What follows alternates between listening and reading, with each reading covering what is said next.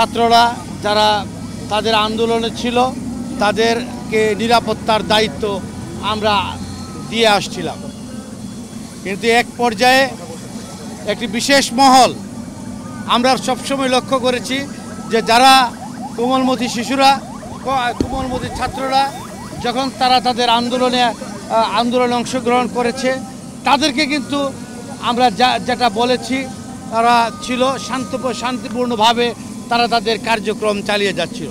কিন্তু একটি বিশেষ মহল এ থেকে রাজনৈতিক ফায়দা হাসিলের জন্য তারা দেশের মধ্যে একটা বিশৃঙ্খল পরিস্থিতি সৃষ্টি করতে চেয়েছে এবং জ্বালাও পোড়াও এর কার্যক্রম শুরু করেছে।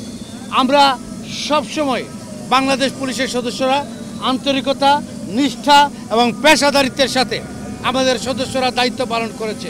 আপনারা লক্ষ্য করেছেন ন্যূনতম যে বল প্রয়োগ করা দরকার সেইটুকু প্রয়োগ করে আমরা চেয়েছি তাদেরকে কন্টেইন করতে।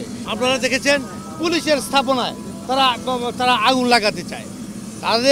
তাদের যদি উদ্দেশ্য থাকে আন্দোলন করলে আন্দোলনের ডেমনস্ট্রেশন করে আমরা আসলাম, তারা চলে যায়, কিন্তু আগুন দিয়ে দেশের যত গুরুত্বপূর্ণ স্থাপনা ধ্বংস করে দেওয়া, দেশকে ধ্বংস করে দেওয়া, এটা কোন ধরনের আন্দোলন, কোন ধরনের রাজনৈতিক কর্মসূচি সেটা আপনারা ভালো জানেন, দেশবাসী সেটা ভালো বুঝেন।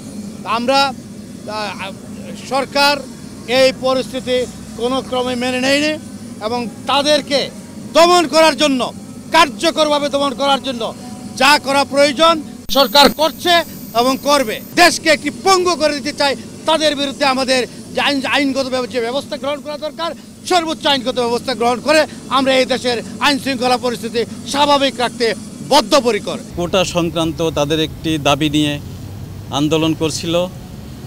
তাদের সেই শান্তিপূর্ণ আন্দোলন এবং যে দাবি সেটি যৌক্তিক মর্মে প্রতীয়মান হয়েছে মহামান্য হাইকোর্টে, এবং মহামান্য হাইকোর্ট থেকে একটি যুগান্তকারী রায় দিয়েছে।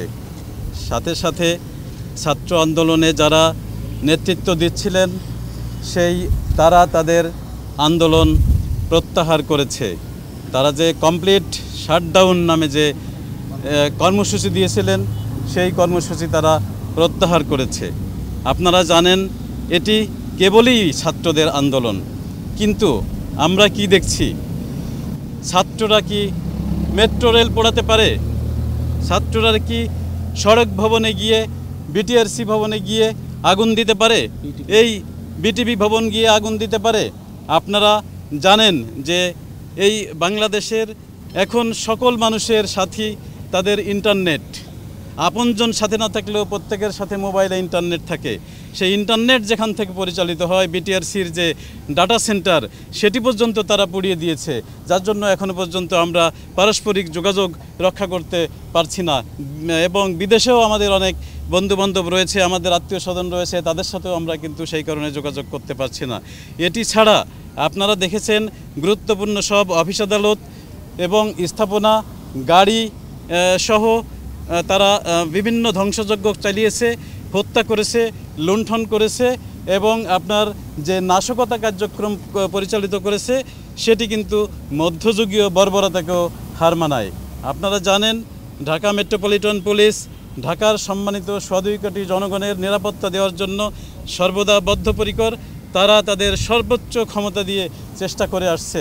পরবর্তীতে পুলিশের সাথে অন্যান্য আইন শৃঙ্খলা বাহিনী এবং কারফিউ জারি করার ফলে বাংলাদেশ সেনাবাহিনীর যে সদস্যরা রয়েছেন তারাও কিন্তু পুলিশকে সহযোগিতা করছে।